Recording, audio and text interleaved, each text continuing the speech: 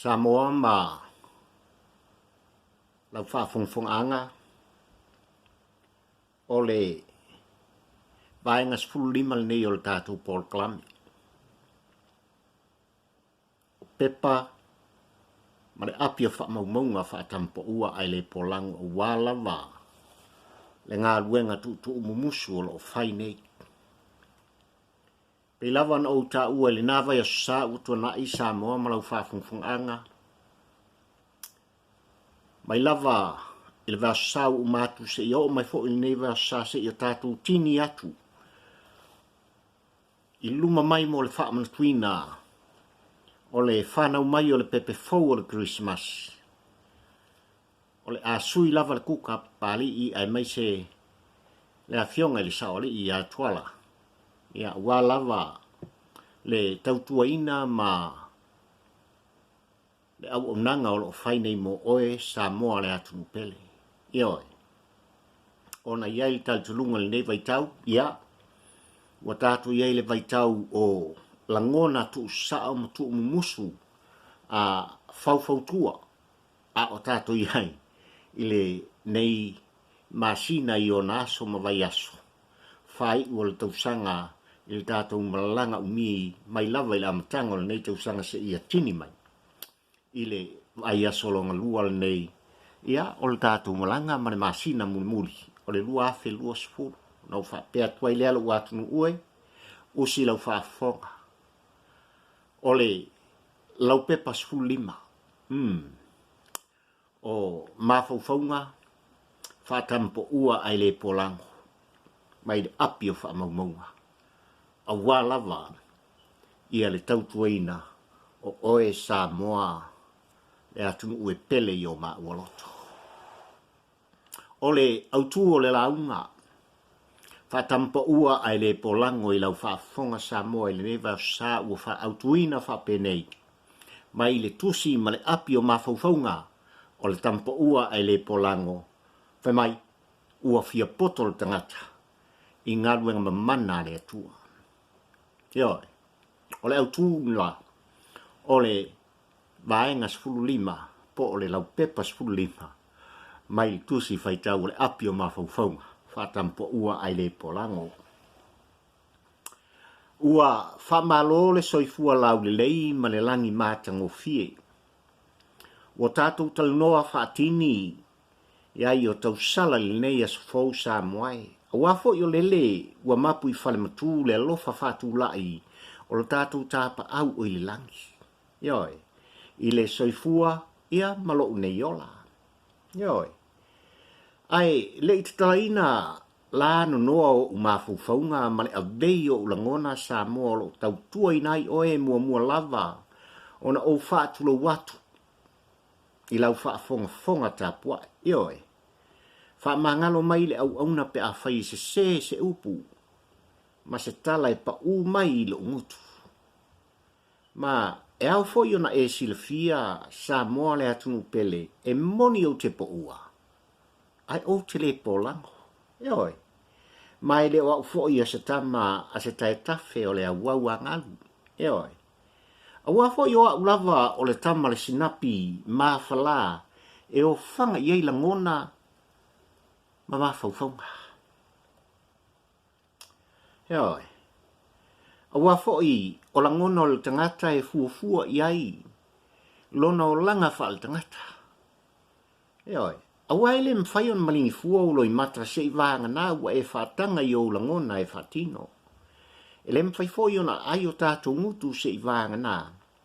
Ua whaatanga o langona e lamu tau mawha mawholo. Ioi, o langona o le ata e whailo ai le fia o le loto. Ai o le mua mata ma le whelea o puiso.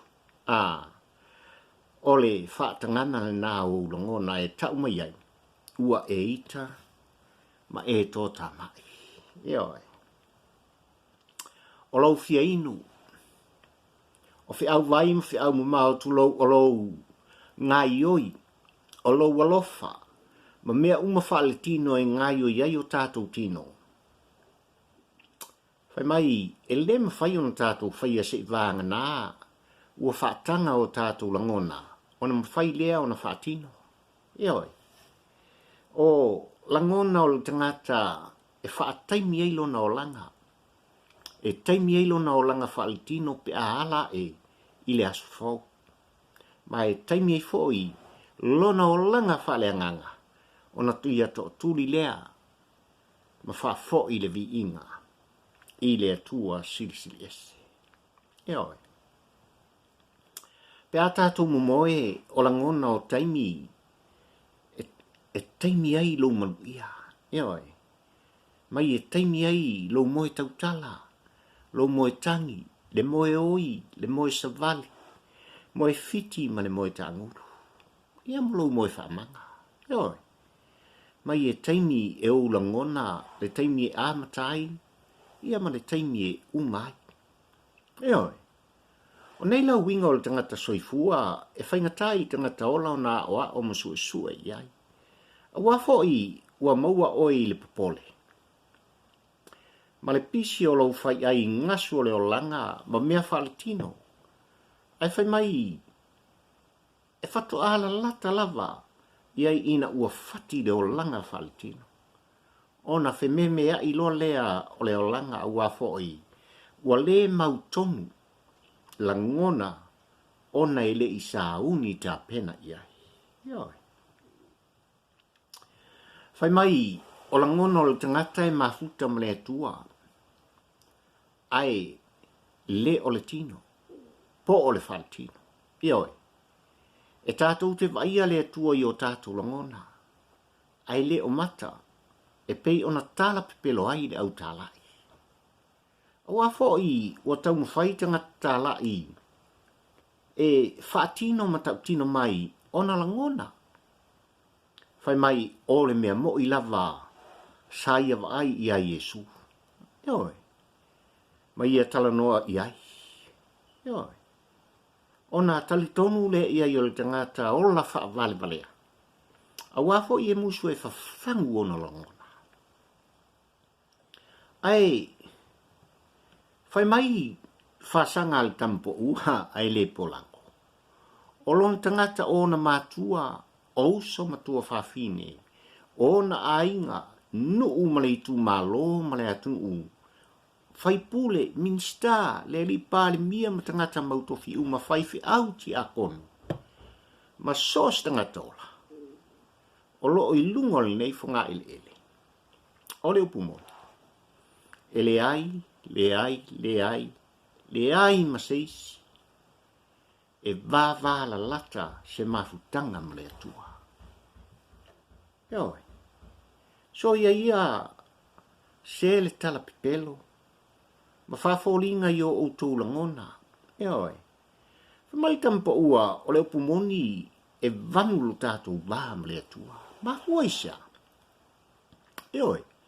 A wafoi o mea nei ua poloka ailu tātou mafutanga ma le atua sisidese. Mea nei. Whai mai o whale tiota, o tā vale afi, o le pia, tapa, TV, ma api o fōlinga. Ioi, o mafutanga tu whaatasi le lotu o whaalaputonga whaitele, ma pāti o vaenga whaupufai, o le tane ma le awa. Ma o mea nei, ua halu vale ai le malosi ma le ola. Ma ua valea i ai le ulu o le tangata soifua. Ai, ua ia le maua, ai se mafutanga vāvalalata. Malo tātou atua. Ioi. Whai mai, ole, vai taule nei o tātou wolai. Whato a vai lava anganga i le tua o fōwhanga. Pea tātou whioti. Ma ua mate o tātou tino tangata. A ua foi, o le lasanga fōu lea, o lo tātou o langa, nā fua mai lea fio mai o Yesu. Ma liu ma toi tū, ioi. Ma toi a fio a e le langi, ma o le upumoni. E le ai se toi a fio whaalua mai. O ke riso Yesu. Ioi. A ua foi, whai mai, na whaatali e tua a o tātou tua a. Na whaatali o tātou tua a ma mātua. Ioi. Le nei o tātou whaatalia, mai whaatalitali fo iai a tātou whanau. Mā lātou whanau. Awa fo i, o nei mea uma ma upu fola fola sa moae, ua o ni mea e whaafefe ai tangata ola. Ioi. E whau whale tapuai. Lafo tupe e o lai tangata whailotu ma le au talai. Ioi. Ua whai ma le le malama lama. Ile ngā luenga lama ta isau o fuafuanga. Ioi. Whai mai lale tampo ua ai le Polago. O le fio whalua mai o Yesu Keriso o lo i tutonu o lo tangata. Ma a whai te tatonu o lo soifua le atua malonalo e totasi.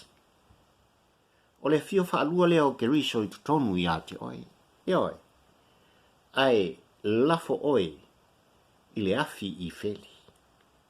Ona ua sue au mea ma e olai i le whaamanatu soo o malama puapuanga ai maise ai le toia fio whaalua mai o Yesu Keriso. Ioi, wai mai le tampo ua a la unga le whailotu e au mai pine. O a pine au mai. Wai mai au mai Iona, Iopu, au mai a tamu ma Eva, au mai Noa Mose ma Arona. Ioi, au mai Tavita ma Solomona, apero amul te mao lau fatua tua. Ioi, wai mai o tangata nei na mafuta ma talanoa ma le atua. Ioi, aia, ai wai mai ala unga le matai Samoa, e au mai le ainga sa tangaloa alangi. Ioi, e au mai moso, au mai savea si uleo, au mai na whanua, au mai le tui atua ma le tui a ana, au mai le tui manua.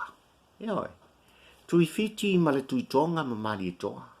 Ioi, whai mai au mai leo neo na sasa ia pa ia, lau loto oli ina fili ai malo. Ioi, ai whai mai tampo ua ai le Polago. O nei tangata matua ao sa mo umawai, sa taum whaile au misionale Kerisiano e whaaleanga o latu talitonunga. Ioi. Ona, whai mai e talitonu i atua ese matupua. A whai mai tampo ua o tangata nei e iei nā whanua o moso tui manua tui atua tui a ana tui fiti ma tui tonga tangaloa langi mamali e toa ma le tele o tua. O tangata nei sa tā puai i le atua lava lea e tātou te tā puai ai nei. Ioi, ma o tangata popoto atu nei nai lo o tātou. Ma o tangata foi nei sa sili le mawhanawhana lo lātou mawhtanga ma le atua sisili ese. Ioi. Ma o tangata nei ele on te avale afi. Ele fele le foi ni valele. Ma feo ai ni va kalsini. Ele ai. Ele ai ni pusa meli. Ma ni telefoni e whao ngaina.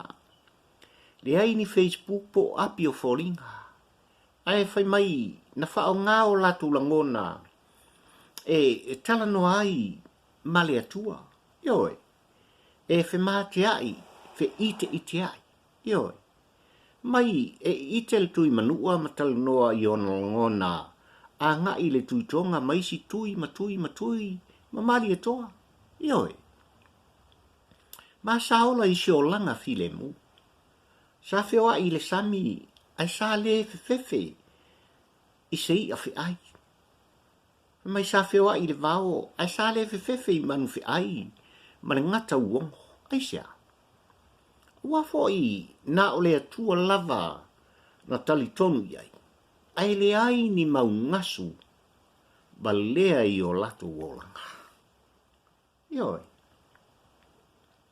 Whai mai, e loa taimi e fungai la au o le vao matua.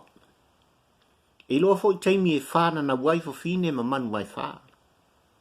E loa foi taimi e tautu fuai lau mei, mai o lo sami. E loa taimi o mafui e mawha, o ngaru lolo ma ngaru fatio. Yo. E loa fai tau fitu o le langi. Yo. O tangata popoto i lato. Ma to i ina walango mau mai i tua maota, ua sili o na mawhana. La lato mawhtanga ma le atua. Yo. O atamu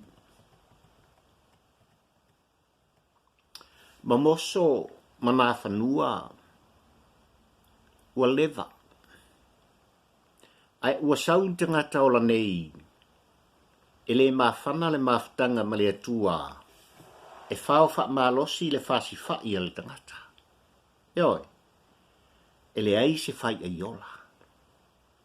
Ai tūri e ai pau pau. Yoi. Whai mai la tampo ua ai le Polago, o le nei vai tau. Ua tātou wola ai, ua tau mwhai tangata e tusi tusi, ma wha mau mau, upu wha valo valo. Malangona o isi tangata soifua. Yoi. A tutupu mai la ni pewhea, o na wha sa o le ai nei tusi tusinga. Ai, o le upu moni e matua se lava i sini. Le taimi, le aso ma le tausanga na tupu ai. Yoi. Aisia. Ona foi e le tau masina le tangata soifua ma le atua. Yoi. Ua tātou titi le foi le vai tau o tau mwhai tangata vā ai. Le vā ai tau. E fia ite. E pei o to i ina. I aso ana mua. Yoi. Whai mai le tampo ua e fia le atua i tangata ola mona langona. Awa o le mea na ia whaia. Ai fia le tangata ola i mea o le nei o langa. Awa whai mai na whai i ona lima. Ioi. Whai mai whasanga le tampo ua. E le fia le atua i mea ua whaia le tangata. Tangata ola. Ona ua fiapoto le tangata ola. I ngā ruenga mamana le atua. Awa fo i o ngā ruenga al tangata ua whaia i ona lima. Ma ua tele ina whano ai le soifua lau le lei o le tangata ola na whaia e le atua i lo na whaatusa pa ia. Eoi. Ua feoti tangata i valele, vakalasini, tāwale afi. O vaila au whanavao o whana mapomo. E o lava i misela ma le covitis fluiva. Ioi. Ma o nei mea uma na whaia i lima o le tangata ola. Ma ua le peti ai le ola o le tangata. O le pale ali i o ana ngā luenga mamana uma. Aua fo i. O le pepesi mai o wha mai ese le lolangi. E mafua mai lea ili ea ua wha le angaina le tangata. E mafua mai i mea ai ua whaari ai le potol tangata. Ona ua ia wha whiu swai e le tangata la au aina o tamato, apu, mango, ioi, o talo whai maniu ma le tele o isi la au tuto. Mao le mea ua tupu. Wale maua le tofo sao o le la au na whaia le atua e fua i le tino o le tangata na ia whaia. Ioi. Ua whawhiu sua i fwoi e le tangata o la manu vai wha. O ma moe ma povi. O oti, o moa. Ma o le mea ua tupu. Wale maua le tofo le ano moni o le povi. Ai ua manu po le povi. Ioi. O loo sila tutoa pea fufonga o le atua. I le o langa fiapoto ma le fia whaatau ta bao le tangata ola. Na whaia i ona au. Ioi. Ua tau mwhai le tangata ola e sui recipe Ma formula le atua na fai ai. La au ma manu ai wha, ma o le ala tonu lea. Wo tātou ma mai ai, ma vave ai on tātou whioti. Samo ai, ma lau whaafongfonga, o le poto o le tangata I lau nei, o le vale lea I luma o le silfangpa I a le atua. Ma o tātou manatu fo'i ele o manatu ia o le atua. O tātou langona ele o langona ia o le atua. Ioi. Ma o se mea ua whaia ele atua I ona ao ele ma whaia I stangata ola. Ona ia whai. Ma ele aise mea fau. I lalo le la. Ioi. Mai whasanga le Tama Poua ai le Polago sa moai e whai le tui ngā si ale ainga sa tangloa langi. E tau I le langi. Ai, I ite le tui atua e taunu. Ioi. A siva sa le vao e whaalolongo matulu lolo la au o le vao. Ioi. A valo na whanua I se ao o le tamalo I le taimi o le whaanu po na taunu. Ioi. Ai ale nei vai tau. Wana o le au fai e vangelia pepelo. Ioi. Ma fia fai teine solo I le taulanga ma le ala tele. Ioi. E ta su e ala tau tu pe iafu o tangata ma tamaiki. Ai e loa ona vavalo. Le loa na I ite. E le loa foi ona fai ni vavenga. Aisia. Awa foi e vanulu datu vaa ma le atua. Ioi. O tangata matua a. Wa lango mau mai tia sa. E fai pine o mea sa o latu faya. Ma o pine la nei sa moai. Ua fono whaapipi I atu nei e le fai lotu pe ala umwa. Ai whai mai Tama Poua ai le Polago. O langona o le tangata e mafuta ma le atua. Pe anofo totasi. E pei o le aso lona whaamasinonga. Ioi. Ai whai mai ua tutupu le anga sala talu leo whaatasi. O lotu mafutanga tu whaatasi I e kalesia. Whala tonga whaitele. O mea tumutumu I ei tangata o whaatisinga. O kalapu masose I e te o vaenga whaupwhai o le polokiki e wheusua I ai langona o tangata. Ma whaafitu ngā furuai I fitu le vanu. O le vā o le tangata ola ma le atua. Ioi. Maia. Ona tupu ai lea. O le anga sala. Ma osoi. Le aimi o le anga. Soifua Samoa ma lau whaafonga. Ia. Samoa ele ua atu mupele. E lava ona. Tau mo fai pea. Papali I mane fionga li saori I Atua. E fesuisu iai. Ia le kuka o mafaufaunga. Awa lava le tautuaina o ele atu ue pele I o mamuto. Eoi. E fai foi. O le soifuanga I lalone. Ia ai o le talanoa whaamta upu silisili. E mo mori atu. Mo oe Samoa whaafongfonga. I le taltununga o pari I matuala. E iei se mata ua e au ngā. O nei mawhauwhaunga Samoa I lau whaafongfonga tā puai. Ia, malo mātau mwhai atu. I alo whangia e le atua, le nei vai asu sā, a o tātou wanga I atu. Mo le whaamatuina. O le toia fio mai, ma le whāna wai. Eo, o le pepe fau o le Christmas. Ai tātou whilo I pēa. Eo, ona au whaapea tuai lea Samoa. God bless you. And I love you, my Samoa. Soifua, ma ia manuia.